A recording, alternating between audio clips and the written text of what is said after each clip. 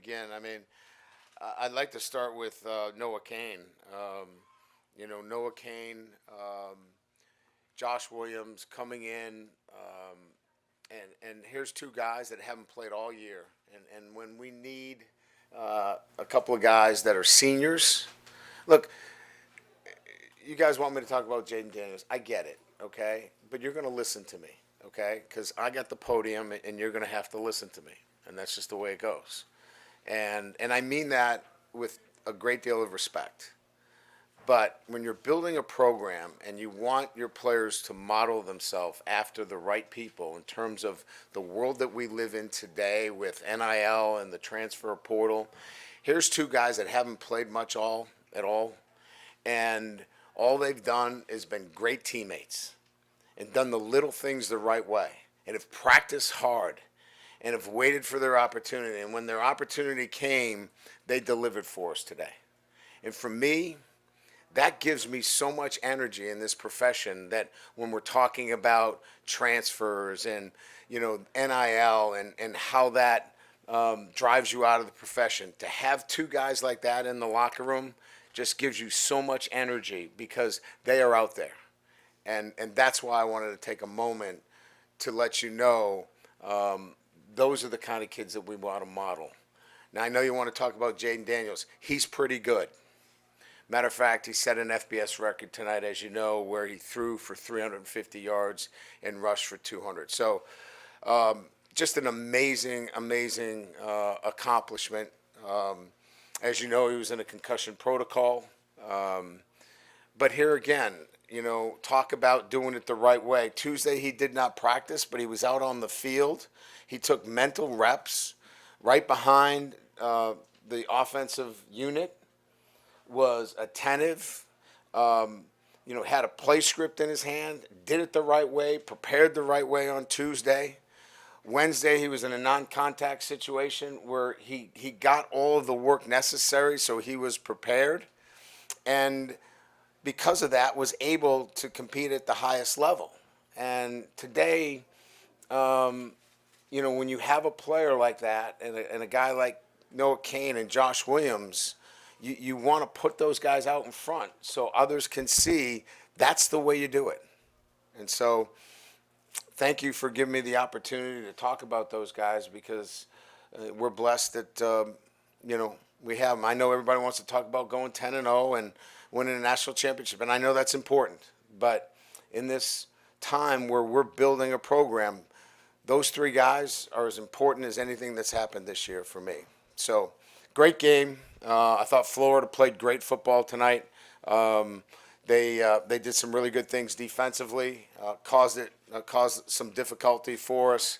But when we were able to make some adjustments at half and lock down some protections that they were overloading some of our protections, we got the one-on-one matchups that eventually broke it open for us. I thought their quarterback was really good. Our quarterback was just better. So with that, we'll open up the questions, and thanks again. Did Florida use a spy? Did Florida use a spy? I have no idea. Just check.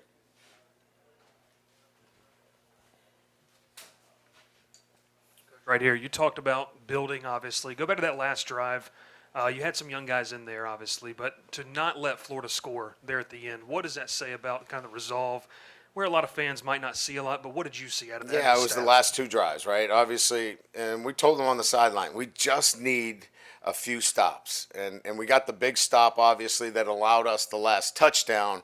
And as you know, we were able to chop a lot of time off the clock. And again, I think that drive was probably the most significant. The last one, we were in softer coverage. We were willing to give up some yardage, but I don't know that we have made many stops inside the 10-yard line or inside the 5 this year. So just to prevail and have enough of the tenacity necessary is going to help us moving forward, especially with so many young guys on the field. Ryan, we talked about in the back straight ahead. We've talked about the offense and Jayden on third down, specifically the duality of his game, keeping the defense honest. But how much does the rest of the offense selling what they do and being a threat on every play allow Jayden to be able to make these huge plays? Well, it's, I think we had 6 third downs today, so we didn't have a lot of third downs. And when we got into third down situations, they were either all or nothing in terms of what they did. So they either brought, 6, 7 up, and then they dropped everybody. And when they did, Jayden would scan and there was nothing there. He would just take off. And then when they brought pressure, he would stay in there and then find the one-on-one matchup. So when you have a quarterback that is that patient and willing to stay in there, obviously it's helped when you have balance, with the receivers that we have. And then to have running backs that are willing to give themselves up in terms of protection too. So clearly, Mason Taylor hasn't been talked about a lot, but he was outstanding in protection. We had to leave him in a lot tonight. He had some nice catches, but he was also part of that as well. Coach, what are your thoughts on the call against Andre in the second quarter? I figured that was going to come up. I needed to take a little bit more time to make sure that I was articulating this the right way. I just think that we're in a bad position in college football as it relates to targeting. And I brought this up when when we had the transmitter in the helmet. I had been pounding that table for the transmitter and the helmet for about 3 years. And it's fallen on deaf ears until all of a sudden there seems to be this sign stealing, epidemic. And now everybody wants to put the radio piece in the helmets. Well, we're going to get to that with targeting as well. When you have a situation like we did, where Jayden Daniels gets hit underneath the chin, driven to the ground, and is concussed, and it doesn't get reviewed, and then we have a play like tonight, which was a normal football play where a running back is lowering his shoulder, and we are trying to make a tackle. We're not targeting. We're not trying to lead with the helmet. We're just trying to make a tackle. We throw a kid out of the game. That is tragic. We're in a bad place right now, and we need to stop and figure this out, because there's a lot of words I could use, but it's tragic that we threw a kid out of a game because he was trying to play football.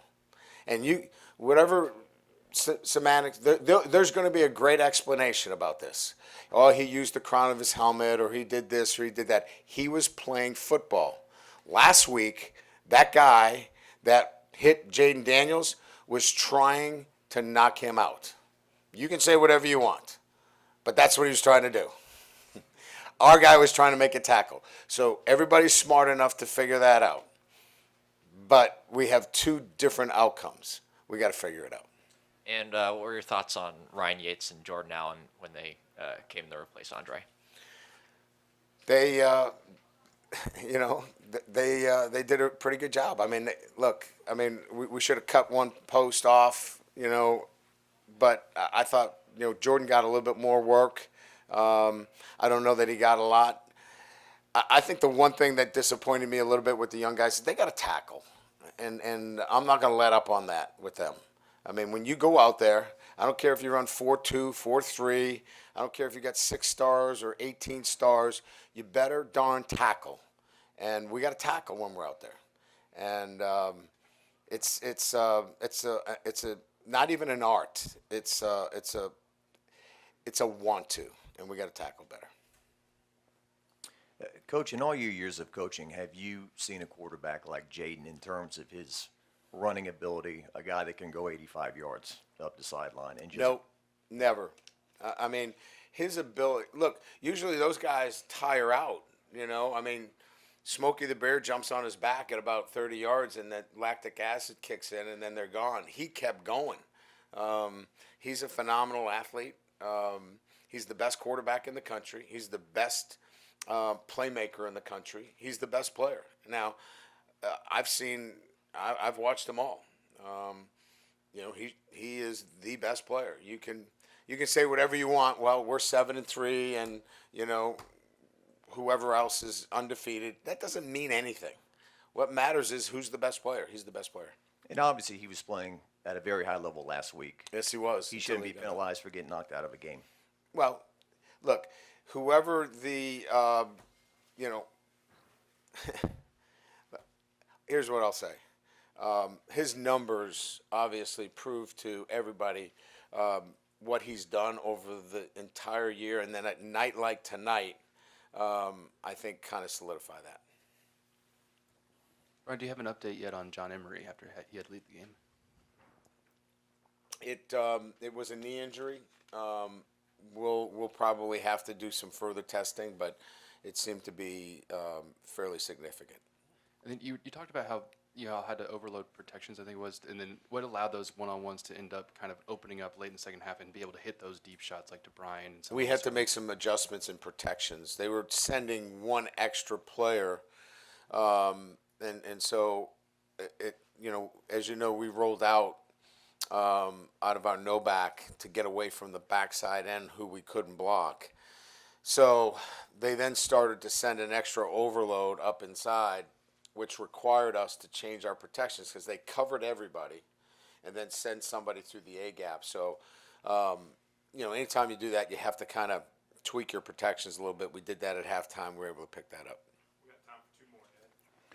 Coach, I know you said a couple weeks ago that awards take care of themselves. Do you think Jayden took care of one tonight? If he didn't win it tonight, he's got to be the leading candidate because what he did tonight, unless the Heisman is just about popularity, if you want to be the most popular, then fine. But he's the best player in college football. He did something tonight that no one's ever done. So if that doesn't make you the leading candidate, then maybe the Heisman is not really for the best player. Maybe it's for the most popular player. Coach, kind of coming back full circle, talk about the receivers tonight. You know, Malik's a star, Thomas is there, Kyron Lacey didn't even have a catch, but the blocking downfield that they did to give Jayden, the openings that he had to go 85 yards, Malik took two people out. Yeah, they were, and we got called for a holding downfield, which, I'll take because our guys are working hard. Look, when you have a quarterback that plays at that level, that gets their attention. And I think that, they know that he can turn long runs into touchdowns. And so, I commend them on their work ethic and getting, guys covered up downfield and being physical with them.